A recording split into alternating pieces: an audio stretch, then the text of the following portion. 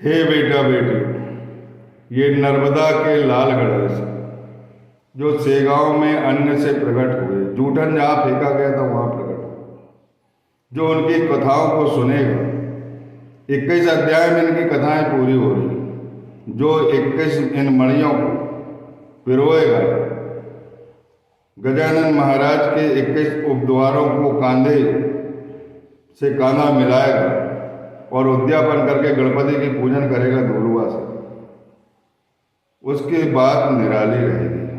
उस घर में कोई कष्ट शेष नहीं रहेगी। लक्ष्मी हमेशा प्रसन्न होगी। कोई भी मनौती कर लो, जो भी आपके मन में, असंभव भी संभव होगा। हर मनोकामना आपकी पूर्ण होगी। इसलिए ये कथाएं मैं पढ़कर सुना रहा हूँ। मैं पढ़ के सुनाने के बाद, उद्यापन पूजन के बाद, इन 21 अध्यायों को विश्लेषण मौखिक तौर पर करूँगा, एक अध्याय से 21 अध्याय तक। मुझे क्षमा कीजिए, आपकी मनोकामना पूरी करने के लिए कथाएं पढ़ रहे हैं। इन कथाओं को सुनिए, 21 कथाएं सुनकर फिर पूजन करिए। बोलिए गणेश भगवान की जय, नर्मदा के लाल गणपति भगवान की जय, सेगांव के समर्थ गजानन महाराज की जय। श्री गणेशाय नमः। जय जय अजी परमंगल, जय जय अजी भक्तपाल, जय जय अजी तमालिन, पतित पावन नरहरे, हिरण्याकश्यप महाक्रूर, सज्जनों का महान शत्रु, पेट फाड़ के उसे यम सदन आपने पहुंचाया। भक्त प्रहलाद का रक्षण करने के लिए अनुपम रूप धारण करके आप स्तंभ से प्रकट हुए। दांत और दाणे भयंकर, गर्दन पर अयाल, खदिरांगर सी लाल लाल आंखें मानो ब्रह्मांड को जला रही हो। ऐसे भयावह रूप से तो भक्त डरते नहीं। बाघिनी के बच्चे जिस तरह माँ से नहीं डरते बल्कि उसकी गोद में खेला करते हैं, उसी तरह आपका यह भयानक रूप देखकर लक्ष्मी जी आपके सामने डर के मारे नहीं आना चाहती। लेकिन हे नरहरि, आपका प्यारा भक्त निर्भय होकर आपके दर्शन के लिए सामने आ गया। हे लक्ष्मीकांत, आप तो भक्त वत्सल हैं। यही संत महंतों का दृढ़ विश्वास है।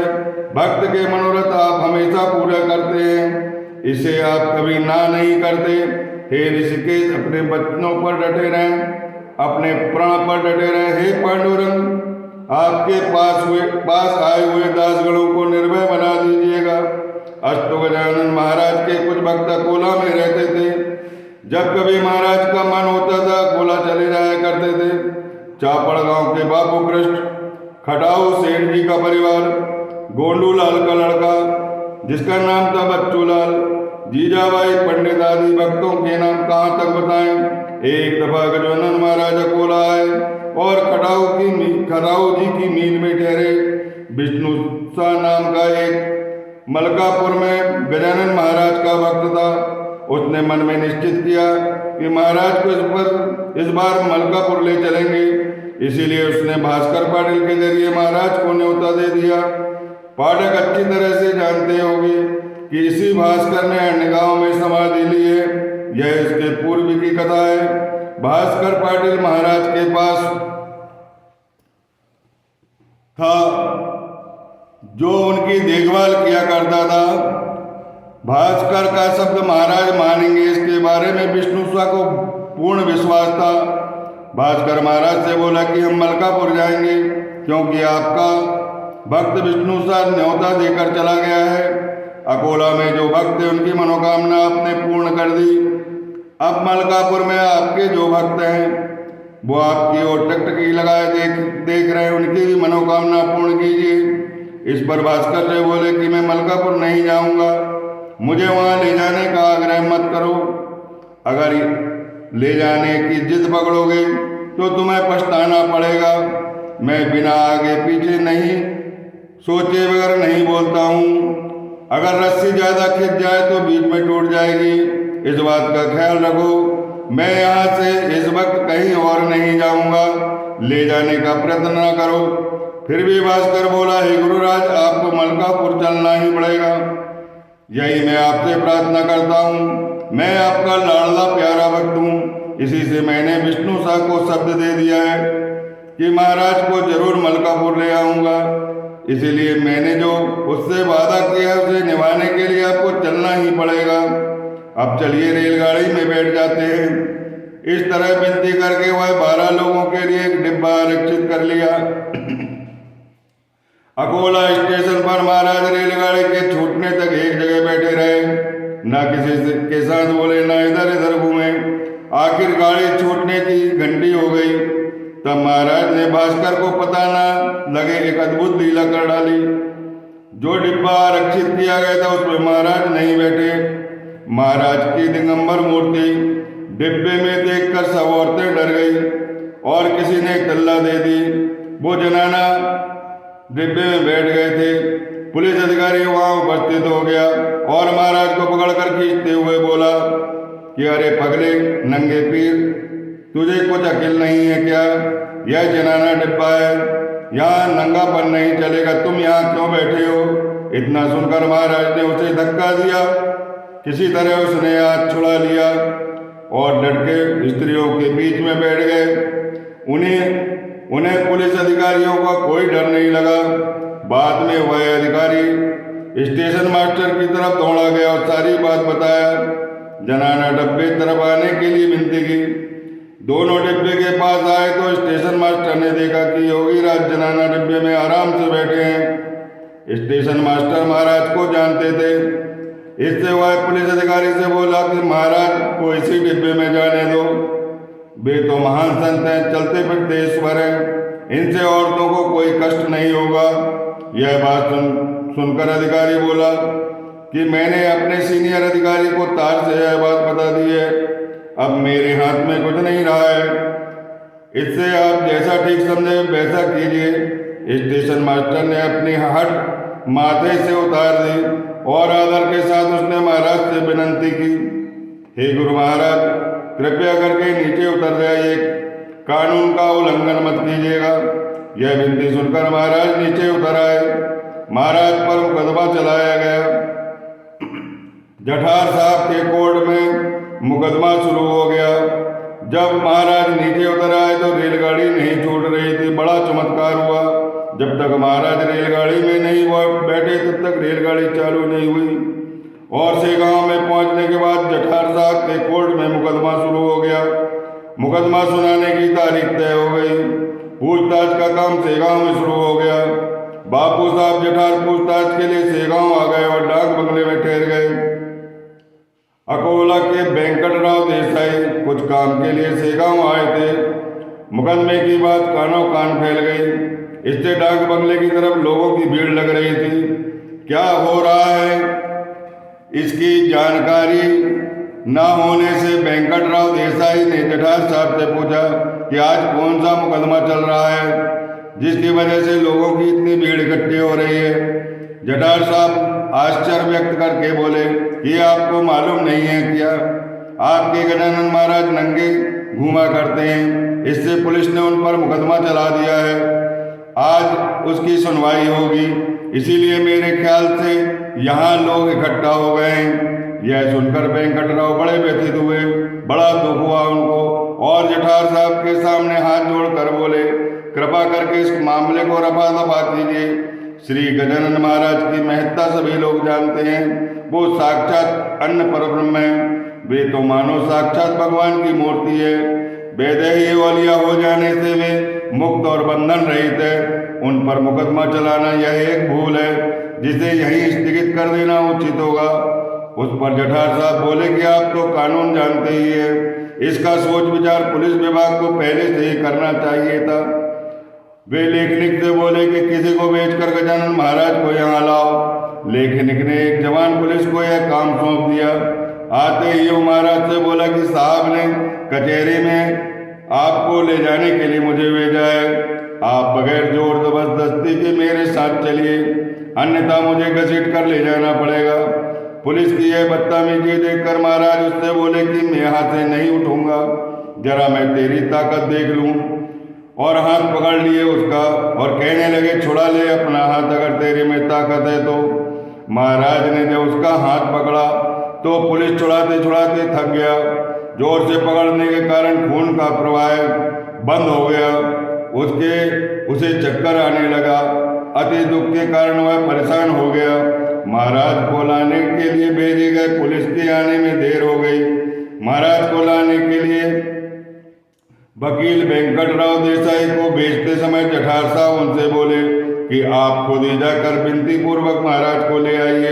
यह काम इतनी सावधानी से कीजिए कि डांग बंगले के इर्द गिर्द बहुत अधिक भीड़ न हो जाए।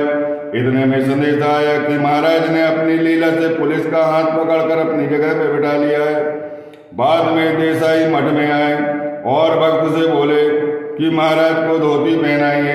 यह सुनकर भक्तों ने महाराज को धोती पहनाई, जो महाराज ने रास्ते में ही खोल दी और पूर्ण दिगंबर हो गए। आखिर महाराज कचहरी में गए, हमेशा की तरह नंगे ही गए। उनके साथ उनका भास्कर शिष्य भी था। महाराज को सामने देखते ही जठार साहब ने उन्हें बैठने के लिए कुर्सी दे दी और विनय से बोले, महाराज पधारिए, आप गांव में नंगे फिरा करते हैं, अच्छी बात नहीं है। कानून की दृष्टि में नंगे होकर घूमना गुनाह है। इससे मैं आपसे प्रार्थना करता हूँ, विनंती करता हूँ, ये नंगापन छोड़ दीजिएगा। महाराज साहब का कहना महाराज ने शांत चित्त से सुन लिया और हंसकर उत्तर दिया कि आपको मेरे नंगेपन से क्या लेना देना है। फालतू की बात करने के अलावा चिलम भर के दीजिए। बाकी ये सब बातें मेरी दृष्टि में निरर्थक जान पड़ती है। महाराज की यह बात सुनकर जठार जी खुद पिघल गए। उनकी आंखों से अश्रुधारा बहने लगी। वे मन में सोचने लगे कि महाराज औलिया होने से लौकिक बातों से परे हैं। ये तो भागवत के ऋषभ देव, शुकाचार्य तथा संत नामदेव का दूसरा अवतार होंगे। जीवन मुक्त होने से हमेशा निजानंद में मग्न रहते हैं। इसी से इन पर कोई भी इल्जाम लगाना फिजूल है। अग्नि अपनी दाहकता कभी अपने से अलग नहीं होने देती। इसीलिए अग्निहोत्री को चाहिए कि अग्नि को कुंड में ही रखना चाहिए, क्योंकि उस कुंड में नहीं रखा जाएगा तो सारा सदन दग्ध हो जाएगा। जो चीज सामने आती है उसे जला डालेगी। यह तो अग्नि का स्वभाव धर्म है, इससे अग्नि का क्या दोष। अग्नि के स्वभाव धर्म के अनुसार महाराज के नंगेपन स्वयं सिद्ध है। इसीलिए अगर इस मामले में कोई दोषी है तो वो शिष्य है। महाराज का नंगेपन अगर वस्त्र रूपी कुंड में इनके शिष्य रख लेते तो सबसे अच्छा होता। इस तरह सोच विचार करके जठार जी ने ऐसा निर्णय लिया। महाराज तो जीवन मुक्त औलिया ठहरे। उन्हें लौकिक दृष्टि से ठीक ठीक रखने की जिम्मेदारी शिष्य भास्कर पर आती है। इस बारे में उसने अपना कर्तव्य ठीक से नहीं निभाया, इसीलिए मैं उसे 5 रुपए का जुर्माना लगाता हूँ। सेगांव में मुकदमे का फैसला जठार जी ने इस तरह किया। बाद में महाराज भास्कर से बोले, देखे न जिद पकड़ने का क्या नतीजा होता है। मैं कह रहा था कि मलकापुर नहीं जाएंगे, आखिर तुमने जबरदस्ती लाया और लाने का फल भुगत रहे हो। तुम अपने हाथ से मुख नीचा कर रहे हो। क्या यह सच है ना? महाराज के प्रश्न का उत्तर भास्कर नहीं दे सका और चुपचाप बैठा रहा और अपनी करने का पश्चाताप करते रहा। इस घटना से सबने सबक सीख लिया कि महाराज को आगे चलकर कभी रेलगाड़ी पर सवार ना किया जाए। अपने हाथ से विपत्ति मोल लेना अच्छी बात नहीं है। बाद में महाराज बैलगाड़ी में बैठकर सफर करने लगे। यह तो बहुत दिन तक चलता रहा। अस्तु एक दिन बैलगाड़ी में बैठकर महाराज अकोला में बापूराव सदन में आए। पुनः अकोला आए। मूर्तजापुर के सनिध्य कुरुम नामक एक गांव है। वहाँ मेहताब सा नामक एक यवन साधु रहता था। उसने बापूराव को बोल रखा था, जब भी सेगांव गजानन महाराज आएंगे तो मुझे इतला जरूर देना।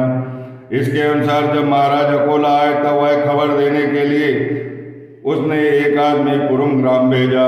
उसी वक्त मेहताब साहब कोला आने के लिए निकल पड़े थे। उनकी और उस आदमी की रास्ते में मुलाकात हो गई। बापूराव का संदेशा कह सुनाया। मेहताब साहब उसे बोला कि अब कुरुम जाने की जरूरत नहीं, चलो हम गाड़ी में बैठकर स्टेशन तक चले जाएंगे। अच्छा ही हुआ। संत त्रिकालक होने से भी सब बातें बैठे बैठे ही जान लेते हैं। मेहताब साहब के साथ और 4 यवन भक्त थे। सब यथा अवकाश बापूराव के सदन में आए। अकोला में दूसरे दिन प्रातःकाल मेहताब सा जहाँ ठहरा था वहाँ महाराज भी ठहर गए। आते ही उन्होंने उसके बाल पकड़कर उसे मारना पीटना चालू कर दिया, जिसका सही अर्थ ऐसा रहा होगा। दासगणु लिखते हैं, यवन जात में जन्म लेकर तुमने कुछ कार्य नहीं किया बल्कि उद्यमी बन गए। तुम्हारी इस उद्दामता से धार्मिक तत्वों का विनाश हुआ है। इससे मृत्यु लोक के प्राणी चिंताग्रस्त हो जाएंगे। तुम्हारा नाम तो मेहताब है यानी चंद्रमा है, उस नाम को तो कम से कम याद किया करो। दोष रूपी तम को बढ़ने ना दो। द्वेष रूपी अंधकार दिन दिन बढ़ता जा रहा है। इसकी तल्ला देने के लिए मैंने तुम्हें ताड़न किया। महाराज से इशारा पाकर मेहताब को असलियत मालूम हो गई। असली संत कैसा होता है वह मन ही मन प्रमुदित हुआ और साधु ही साधु की अंतर भावना जान सकता है। जब मेहताब साहब को ताड़न हो रहा था तब यह प्रकार देखकर उसके साथी घबरा गए। मेहताब साहब ने बोला कि अच्छा ही हुआ तुम यहाँ मेरे पास ना रहकर तुम लोग कुरुम चले जाओ। शेख कड़ू के सिवाय 4 एवं वापिस चले गए। उनके जो भक्त थे, इतने में न्योता देने के लिए बच्चू लाल वहां आया। वह विनीत होकर महाराज से बोला, हे दयाधन, कल को इस दास के घर पर प्रसाद के लिए आकर मुझे उपकृत कीजिएगा, यही मेरी प्रार्थना स्वीकार कीजिएगा। दूसरे दिन महाराज को तांगे में बिठाकर बड़े धूमधाम से ले आया बापू राव ने, किंतु महाराज तांगे से नीचे उतरने को तैयार नहीं थे। महाराज ने ऐसा क्यों किया इसका कारण कोई नहीं जान सके। आखिर तांगा बापू राव के मकान तक चला गया। लोग असमंजस में पड़े कि महाराज ऐसा क्यों कर रहे हैं। कल तो आमंत्रण महाराज ने स्वीकार किया था, आज घर पधारने में क्यों इनकार कर रहे हैं। इस पर हर कोई उधेड़ बुन में लगा रहा। उपस्थितों में एक होशियार सज्जन था। वह बोला, मेरी दृष्टि से इसका कारण यह हो सकता है कि मेहताब शाह को यवन होने के नाते न्योता नहीं दिया गया, इसीलिए शायद महाराज नीचे नहीं उतरे और अपना तांगा वापिस ले गए। उसे आमंत्रण क्यों नहीं दिया। अब ऐसा करके देखते हैं कि एक तांगे में दोनों को साथ में लाएंगे। आखिर उस सज्जन का ख्याल सच निकला। बाद में दोनों एक साथ बड़े धूमधाम से लाए गए। मंदिर के पास एक थिएटर था, वहां मेहताब साहब को ठहराया गया। श्री राम के मंदिर में महाराज के ठहरने का बंदोबस्त किया गया। बाद में महाराज भी थिएटर में आए, सबने मिलकर खाना खाया। मेहताब साहब लोगों से बोला कि मुझे पंजाब की टिकट कटवा दीजिए। उस पर सैकड़ों मेहताब साहब फकीर से बोला कि आपके कुरुम की मस्जिद कौन पूरा करेगा। यह मस्जिद पूरी हो जाने पर आप पंजाब जा सकते हैं। मस्जिद का काम आधा अधूरा छोड़कर जाना अच्छा नहीं है। उस पर मेहताब साहब सैकड़ों को प्यार से बोला कि अब यहाँ रहने का मुझे आग्रह मत करो। गजानन महाराज का आदेश हुआ है पंजाब जाने का, इससे अब मैं पल भर भी यहाँ नहीं रुक सकता। महाराज की कृपा से मस्जिद का काम अवश्य पूर्ण होगा। यह मेरा कथन सत्य होगा। संतों के पास धर्म के बारे में आप और प्रभाव कभी नहीं रहता। वे तो सारे धर्म मजहब अलग ना मानकर एक ही मानते हैं। मस्जिद का कारण बीच में लाकर मुझे यहाँ रहने का आग्रह न कीजिए। मैं पंजाब जाऊँगा क्योंकि गजानन महाराज ने आज्ञा दी है, क्योंकि इसमें तुम्हारी और मेरी दोनों की हानि है। यदि मुझे वापस ले जाओगे तो मस्जिद और मंदिर को बनवाने में सामान एक सा ही लगता है, लेकिन उनका जो आकार और बनावट होता है वो धर्म दृष्टि से भिन्न होता है। यह सही बात जानकर आपस में झगड़ा नहीं करना चाहिए। यवन तो खुदा का और हिंदू क्या भूत का होता है। मनुष्यत्व तो हर एक में अभिन्न रहता है। इसके बारे में गहराई से सोच लेने में ही भलाई है। हिंदू मुसलमान एक ही भगवान से उत्पन्न हो गए हैं। हर एक कौम को अपना अपना धर्म प्राण से प्यारा लगना चाहिए, परंतु दूसरे धर्म के कौम पर दिली प्रेम भी होना चाहिए। जब तक यह बात नहीं होगी तब तक आत्मिक सुख और शांति कोसों दूर रहेगी। यह बात कभी ना भूलना। गजानन महाराज की कृपा से मस्जिद पूरी होकर रहेगी। अब निश्चिंत होकर वापस जाओ। बाद में मेहताब साहब पंजाब गया, फिर कभी वापस नहीं लौटा। इस बात पर हिंदू और यवन दोनों को चिंतन मनन करना चाहिए। मेहताब साहब महाराज ने ताड़न किया, लेकिन मन में विद्वेष न रखकर दिल और जान से अपार प्रेम करते थे। मेहताब साहब के हित में उन्हें पंजाब भेज दिया। बापू राव जो अकोला के थे, उनकी धर्म पत्नी को, यह नई कथा प्रारंभ हो रही है यहाँ से। बापू राव की जो धर्म पत्नी थी अकोला की, उसे भानुमति की बाधा हो गई। उसके प्रभाव से पल भर में भाल प्रदेश में सिंदूर लग जाता, कभी गला दब जाता, कभी शरीर पर जो वस्त्र रहता वह जलने लगता, तो कभी बिलावे की फुलियां शरीर पर उभर आती। इस भानुमति के बुरे प्रभाव से बापू राव कांता दुबली हो चुकी थी, बहुत क्षीण हो चुकी थी। उसका खाना पीना हराम हो गया था।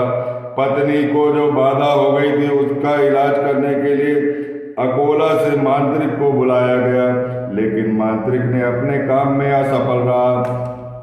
इलाज में बहुत सारा धन खर्च होने पर भी कुछ अच्छा परिणाम नहीं निकल आया। आखिर महाराज की चरण शरण में आया और महाराज से बोला, हे स्वामी, मेरी पत्नी को भानुमति बाधा से बहुत तकलीफ है। दवाइयाँ ली, ताबीज बांधे, फिर भी प्रयत्न असफल हो गए। बहुत सा इलाज कराया, फिर भी मैं बहुत परेशान हो गया।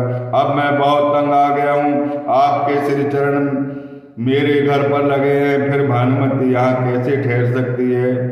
जहाँ वन केसरी रहता है वहाँ सियार अपनी शान शौकत थोड़े ही प्रदर्शन करता रहेगा। हे गुरुराज, जहाँ कस्तूरी की महक आती है वहाँ भानुमति की बदबू कैसे आएगी?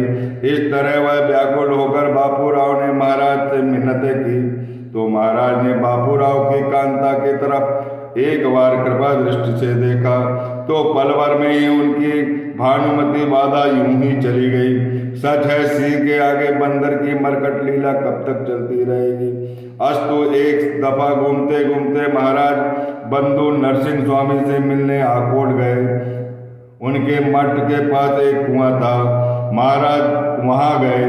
कुएं के पास नीचे पैर छोड़कर अंदर का पानी देखने लगे।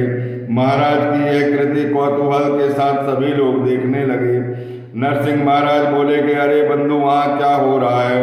महाराज ने उत्तर दिया कि गोदा, यमुना और भागीरथी तीर्थ तुम्हारे लिए यहाँ मौजूद है, और कोई तीर्थ जल है या नहीं यह मैं देख रहा हूँ। आप तो इस पवित्र जल से रोज स्नान किया करते हैं, मैं कैसे वंचित रहूं? इन तीर्थों से आज मुझे नहलाना चाहिए। जब तक इसमें मैं स्नान आज नहीं हो जाएगा तब तक यहाँ से नहीं उठूंगा। उपस्थित सज्जनों ने महाराज का यह कथन सुना। कोई बोले कि यह सचमुच पागल जान पड़ते हैं, ना मालूम से गांव के लोग इनके अनुयायी कैसे बन गए। जरा यहाँ ठहर कर देखें अब गजानन महाराज क्या करता है। इतने में महाराज की लीला से कुएं में जो पानी था वह पल भर में जोर जोर से उफान मारने लगा। कुआं का पानी ऊपर की ओर बढ़ने लगा और उबलने लगा और कुआं पानी से भर गया। बोलिए गजानन महाराज की जय। सैकड़ों की संख्या में कुएं में फव्वारे फूट पड़े, महाराज पर बरसने लगे। महाराज लोगों से कहने लगे कि ग्रामवासियों खुश होकर स्नान कीजिए, अब स्नान करने के लिए कुएं में उतरने की जरूरत नहीं पड़ेगी। गंगा, यमुना, सरस्वती, गोदावरी ऊपर आ गई है। पुण्य सरिताओं में स्नान करने का मौका फिर नहीं मिलेगा। जो भाविक भक्त थे उन्होंने स्नान कर लिया। संत जो जो मन में लाते हैं चक्रमाणी उसकी तमन्ना पूरी कर देते हैं। उनकी वाणी परमात्मा मिथ्या नहीं होने देते। स्नान हो जाने के बाद फुहारा निकलना अपने आप बंद हो गया। नरसिंह से मिलकर महाराज पल भर में ही घोड़े पर सवार होकर सेगांव आ गए। स्वास्थ्य 10 गणों विचरित यह गजानन विजय नाम का ग्रंथ भक्तों की मनोकामना पूर्ण करे। जो इन कथाओं को पढ़ेगा उनकी मनोकामना अवश्य पूर्ण होगी। रोजी रोटी उनके बच्चों को मिलकर रहेगी। 21 अध्याय सुन लीजिए और गणपति का पूजन करिए। ये नर्मदा का लाल गणेश। बोलिए समर्थ गुरु गजानन महाराज